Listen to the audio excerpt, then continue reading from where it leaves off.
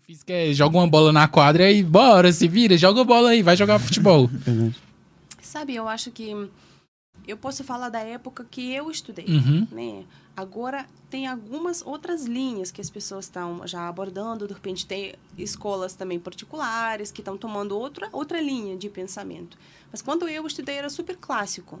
A criança vai para a creche muito cedo, até antes da creche tem como se fosse jardim de infância, eu acho que até com 3 anos de idade já vai. Porque os pais normalmente trabalham, mãe trabalha, pai trabalha e a criança vai. Eu fui aqui com um ano e meio, meu pai já me largou lá nas creches, nos negócios. Cedo vai lá, vai socializar, vai conhecer outras crianças, né?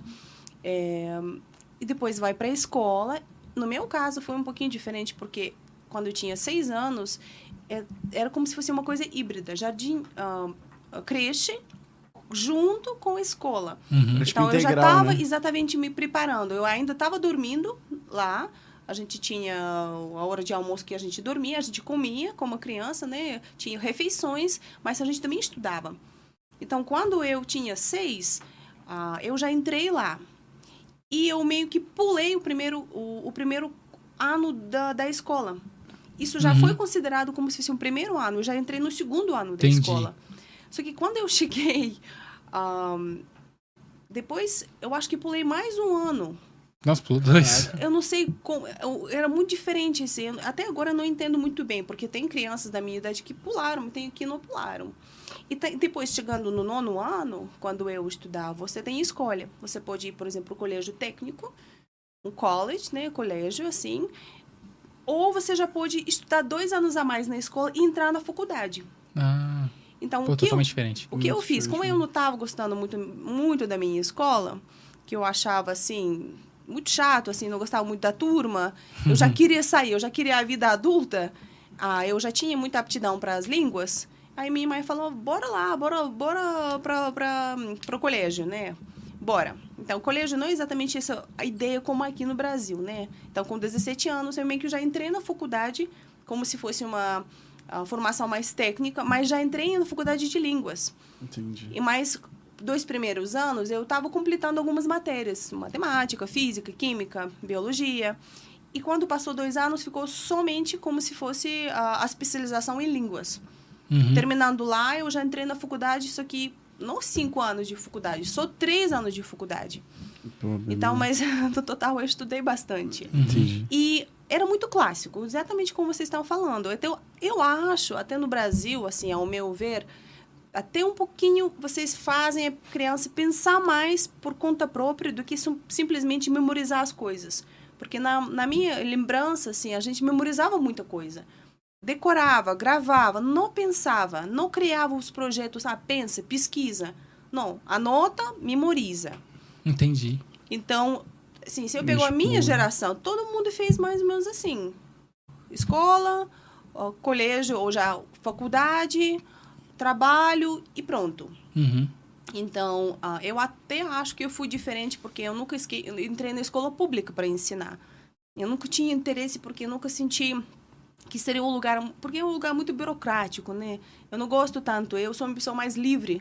Então, sempre gostei de ter curso próprio, de criar o meu próprio trabalho, meus próprios horários. Então, eu estou vendo que agora, novas gerações, exatamente como redes sociais, as pessoas gostam, na Rússia, eu acho que são os dos maiores usuários do Instagram mesmo, assim, porque muitas pessoas trabalham, criam negócios dentro da plataforma, do próprio Instagram. Então, agora as pessoas estão pensando muito por conta própria, sendo empreendedora e tudo, mas eu acho que essa geração minha e para baixo, assim, mais pessoas mais novas. Entendi.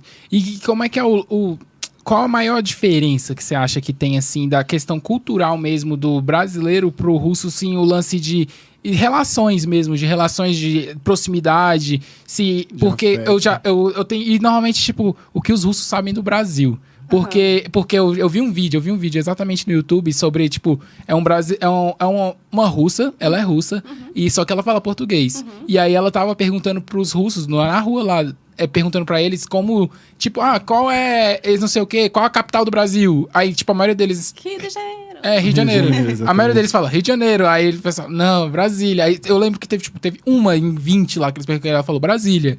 Aí teve perguntas de, não sei o que, qual dessas aqui é a bandeira do Brasil? Tinha gente que não sabia qual era a bandeira do Brasil. Eu falei, cara, que loucura. Tipo, às vezes a gente acha que é uma parada super, todo mundo sabe, não sei o que. Como é que é o lance de o que eles sabem sobre o Brasil? Você abordou várias questões, né? Vamos começar por partes.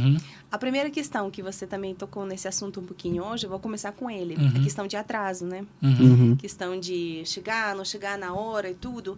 Eu acho, sim, a gente tem que dar um passo para trás e pegar a coisa básica.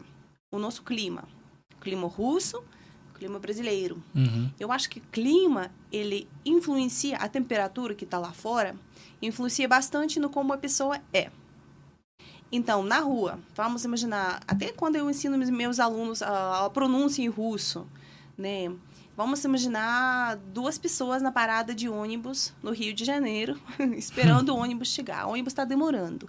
As pessoas já começam a gesticular, falar alto, já fazem amizade e já vão tomar cervejinha na esquina enquanto o ônibus está chegando. Sim, então, isso influencia bastante como a língua funciona.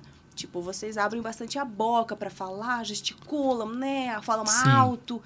Então, aí vamos pegar os 2 russos. Lá a temperatura, menos 25, 30 graus. Os 2 esperando o ônibus chegar. Jamais vão fazer como os brasileiros. Vão preservar o seu calor. Ficar lá, os 2 quentinhos, um olhando pro outro, meio às vezes, tipo, puxa, tá demorando, né? Sem eu falar nada. Tá demorando, né? Então, isso influencia na língua. Então, eu falo para os meus alunos, caso vocês queiram ter menos sotaque, abre menos a boca. Tenta falar mais relaxado, sem puxar muito. E você vai ter menos sotaque em russo. Ou seja, a gente começa por aqui. Na rua, o russo até pode parecer, especialmente nos meses de inverno, todo fechadão, né? Todo meio assim, hostil, né? Não gosta de reservado. É pela questão do clima. Né? E pela questão que a gente mais não acha, uau, sorrir à toa, estranho, né? Falar com estranhos, estranho. Mas quando você chega na casa de um russo, eu acho que na casa de um russo você vai ser recebido até melhor na casa de um brasileiro. Porque ele vai te dar tudo que ele tem, ele vai te oferecer tudo de comida, tudo de bebida, ele vai te tratar como um irmão. Então, é interessante conhecer russos nesse ponto de vista, na casa dos russos. Dentro de casa. Então, isso começa também. O brasileiro pode dizer, qualquer dia vem aí em casa. Vem aqui em casa. Aham. Mas significa, o que é isso? Significa, a maioria das vezes, educação e não significa que a pessoa está te convidando. Se você fala para um russo, qualquer dia vem para minha casa, aí ele, que dia? Tal dia. Que horas? Já marca, né? 17 horas. Tá bom. 17 horas ele tá na sua porta. Aqui no Brasil dá muito certo, não. O que acontece? Que a gente tem esse apego pela questão de palavra. Mais literal, né? Palavra. Ela é mais literal. Então, a questão de atraso. A gente marcou 17 horas, significa que eu respeito o seu tempo, você respeita o meu tempo. Porque eu posso ter outros compromissos depois. Então, essa questão de chegar na hora... eu acho que é meio que uma demonstração de respeito, né? E, normalmente, as pessoas realmente chegam na hora. E aqui no Brasil, não. E, por outro lado, aqui, por exemplo, se eu estou tentando chegar na hora, as pessoas podem me dizer, Yulia, a gente não é bom chegar tal na hora, porque a pessoa, de repente, não esteja preparada ainda para receber a gente. Então, essa é a questão. Mas... quando eu convido para as minhas festas, com 14 anos que se passaram, 2 horas de atraso, eu ainda acho chato. Se eu convido para minha festa, significa que vai que eu preparei alguma coisa que eu tô esperando essa pessoa chegar para a gente abrir aquela garrafa de champanhe, sei lá. A pessoa 2 horas depois, Oi, não sei cheguei. E você já tem naquele clima de, mas eu me adapto. Então, eu acho que eu me adapto, eu acho que eu sei, às vezes, eu até sinto que os dias eu amanheço mais russa, sabe? Do que normalmente. Mas eu trabalho bastante tempo com os brasileiros, né? 14 anos aqui, né? Então, quando eu tô aqui, eu ainda posso ser estrangeira, né? Quando eu tô lá, eu também sou estrangeira. Então, nesse sentido, né? Se a gente tá pegando culturalmente falando, o russo é mais sério, mais pé no chão. Mas... só começar uma festa e para casa dessa pessoa somos muito parecidos. muito parecidos. A gente se diverte demais, a gente sorri demais, a gente ri demais, a gente tem relações muito próximas, a gente se abraça, a gente se beija. Então, olhando assim, parece que não, mas tem que conhecer um pouquinho mais. Então, o nosso nível, assim, as nossas camadas, né, as nossas camadas para chegar nessa amizade, de repente, não são rápidas, mas elas são muito profundas. Então, tendo um amigo, você pode contar com esse amigo de verdade. Então, essa parte cultural. Mas, por outro lado, o brasileiro, às vezes, não sendo tão sério, tão profundo em algumas questões. Isso também é muito massa. A facilidade de começar uma conversa. Assim. Eu sei como me comunicar nos lugares públicos aqui mais do que na Rússia. Tipo, eu chego no banco, chego numa loja. Qual que é o lugar? Oi, tudo bem? Jamais eu vou chegar num lugar na Rússia. Oi, tudo bem?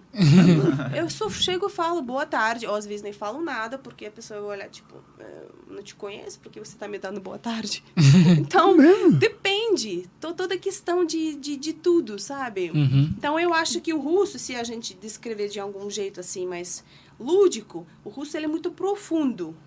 Ele faz tudo muito mais profundo para ele, tudo muito mais sério. Ele às vezes leva tudo muito mais sério. Então, por isso ele é mais pontual, porque ele leva as emoções da outra pessoa em consideração, né, para não ofender, para não chatear. E o brasileiro ele é mais por cima, ele é mais expansivo, né? É mais relaxado. Ele é mais relaxado. E o Brasil tem muito essa fama de malandro mesmo, tipo, não sei o quê, tem um jeitinho brasileiro que o pessoal fala, né? Tem muito isso. Eu sei que tem um amigo meu que ele, foi o mesmo que eu falei, que ele passou um tempo na Europa, aí ele falou que ele ele escutou muito falar que os brasileiros têm a fama de traidor. Ele falou desse jeito, ele falou, mano, que não é confiável e não sei o quê. Eu falei, cara, que loucura, né? Como é que pode esse pensamento? Mas sabe o que é? O russo, ele é desconfiado pela sua natureza. Eu acho que ele é desconfiado, assim. Eu pego os meus pais, eles desconfiam de tudo. Sempre, né? De tudo. Tem alguma coisa aí. Pegar conta no supermercado e vai conferir se todos os itens que estão aqui. Sempre vão verificar tudo, assim, são desconfiados. Então, eu acho que isso não seria problema pra gente. A gente já ia desconfiar dos brasileiros. Mas o que você me perguntou, né? O que a gente sabe no Brasil sobre... Da Rússia sobre o Brasil. Interessante porque, assim, quando eu ainda não estava morando aqui, eu comecei a ler mais, né, a respeito. Procurar, de repente, os autores brasileiros, né? Caiu na minha mão Jorge Amado. Pô, então, eu morei... A primeira cidade que eu morei foi Salvador. Nossa, Salvador é bom demais. Por 8 meses, então eu já entrei porque para alguns brasileiros até Salvador é um outro país, né? Então, outra dinâmica. Totalmente diferente. Então, o que a gente conhecia que tem pouco sol, praias, né? Logo quando pouco sol. Nossa. Tem muita praia que faz calor. E tem um filme, meu Deus, não acredito que eu vou falar isso, mas tem um filme que se chama... Puxa, eu acho que, tipo, A Sua Tia do Brasil. Que o homem veste como mulher e finge que é uma tia que chegou do Brasil. Então, a gente tem uns filmes que mostram o Brasil, né? Então, a questão de flora e fauna, né? A questão do Rio de Janeiro. E tudo é futebol, né? Futebol, carnaval, Cristo Redentor. Então, essa imagem que a gente tem, Copacabana, Ipanema, Leblon, tudo isso que a gente imagina, que na verdade é também. Então, quando alguém me pergunta, você mora em Brasília? Mas o que faz que é Brasília? Eu também trabalho, às vezes, um pouquinho como guia turístico aqui em Brasília. Vem alguma delegação, aí precisa acompanhar, precisa de tradutor, intérprete, eu também trabalho com isso. E aí... a gente faz excursão em 2 horas. E aí eu estudo, né? O que vou contar, pesquisando história, né? o mais que eu puder. Mas em 2 horas encerrada a nossa excursão, né? E as pessoas, só isso? Acabou? Sério? Mas isso é bonito?